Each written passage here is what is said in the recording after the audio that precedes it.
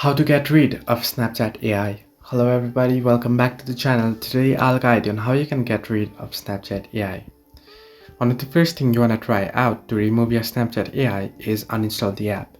Simply uninstall the app first and then reinstall it, and then you might be able to get rid of your Snapchat AI, as this might remove the feature. However, if this doesn't remove the feature, what you can do is open up Snapchat, your app, you'll get an interface like this.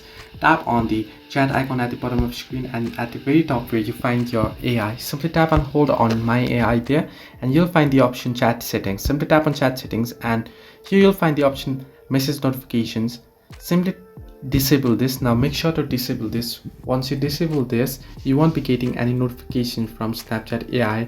And the other thing you want to make sure is do not interact with your AI at all. Now if you don't interact with your Snapchat AI, it won't interact back with you at first. So basically you don't want to interact, and it won't interact back with you, and it won't cause much of a hindrance to you. So this way you can get rid of Snapchat AI. Hope this helped you. Do like and subscribe, and do not forget to leave a comment down below if you have any further issues.